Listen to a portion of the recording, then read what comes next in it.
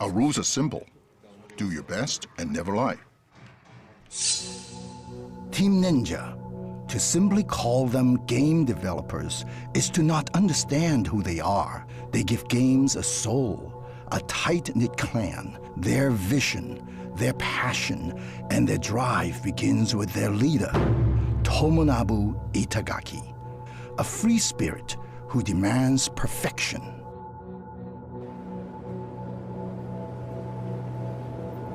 Itagaki definitely stands apart from his games.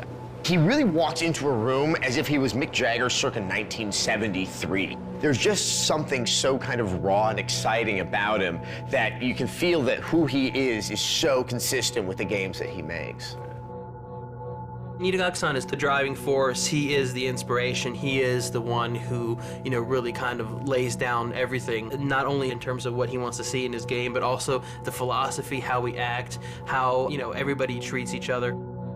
If I met 100 people, probably only 3 would be people that I would actually be able to relate to. It's very important to have those people with you and nearby. And when it comes time to fight, those are the kind of people you need by your side, and those are the kind of people you have to have in order to accomplish something. Itagaki-san is the headmaster, and I think he looks at Team Ninja as his family. We do have Itagaki-san, who is kind of our clan leader, so to speak. He's the closest thing we have to being a super ninja, so we have that trust and that respect there. He's always right out there, at the forefront, leading his troops and fighting his battles. I really feel like I can rely on him, and I can be one of the troops that's following him as he's blazing the trail.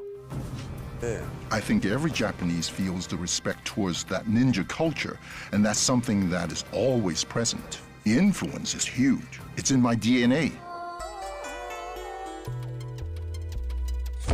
Itagaki just seems to have that personality and demeanor that he wants to create something that's really good but really challenging. And you're almost not just trying to beat the game, but you're trying to appease him and get his approval if you can actually survive.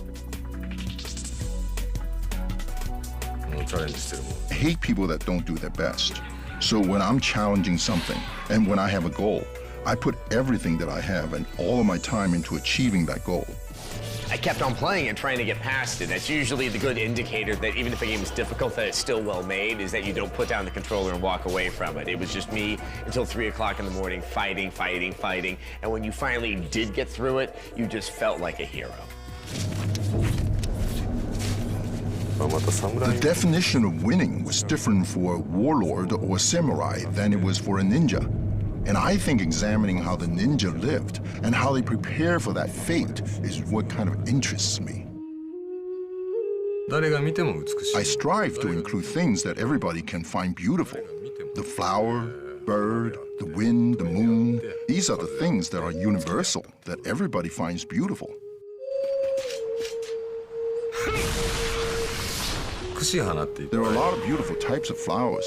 I think that some of the ones we like are, of course, the cherry blossoms because of how beautiful they are, but also how fragile. I think if you go back and look at all of our games, you see that they all include cherry blossoms at one point or another.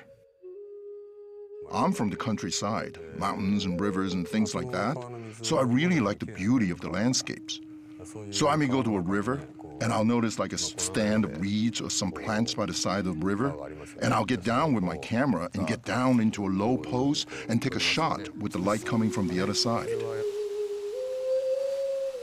I'll go back and I look at how the light behaves and how it shines, and I'll say, is it possible to recreate that effect? I think it's important not only to try to mimic reality, but also try to understand what makes that environment beautiful.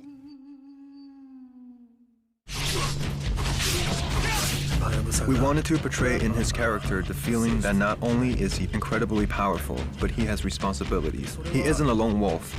He is part of a clan.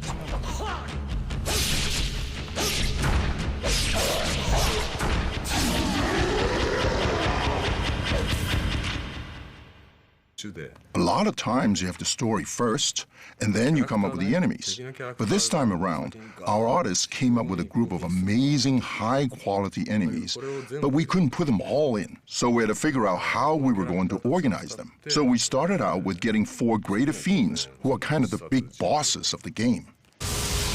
You may call me Alexei. Wolf, greater fiend and ruler of storms. I am Sidonius, ruler of flame. I am Elizabeth.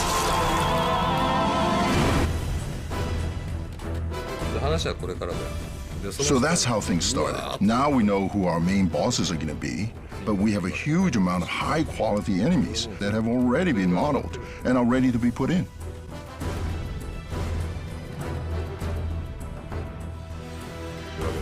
Now, for various reasons, we can't put every single one of those enemies in. We went in and decided what enemy was going to be in the game and which were not.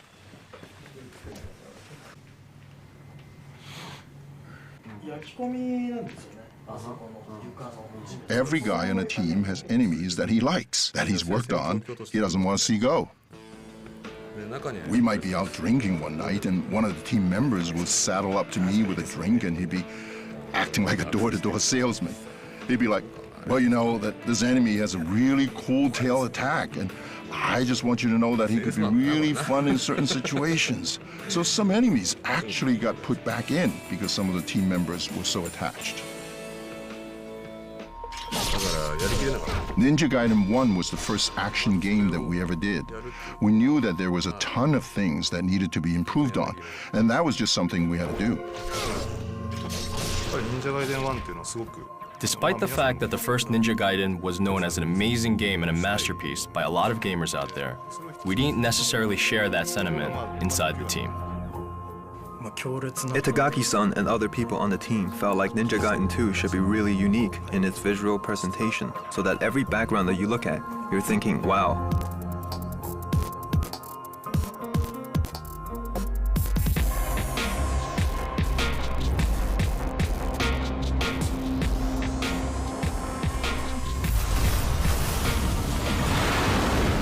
You have ninjas fighting monsters in the middle of New York.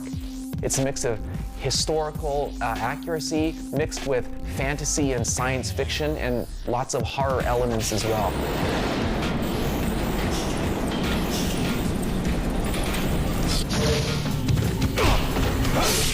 What we do is we send people to New York to take pictures.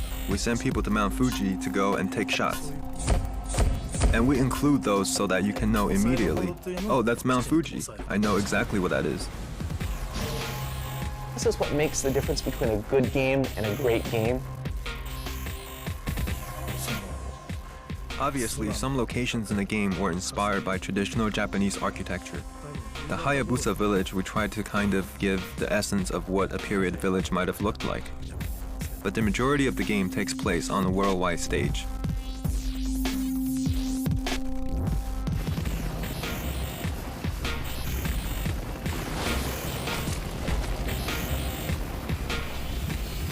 For Ninja Gaiden 2, we're trying to create something that can really be a masterpiece, that will show off everything that this team is about.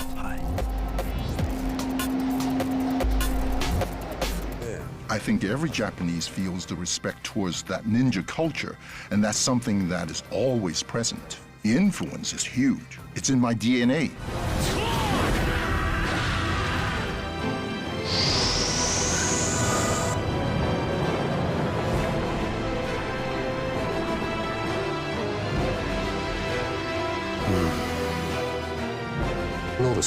I treat everything as if it was a game with a clear winner and loser, and I want to do things where I can win.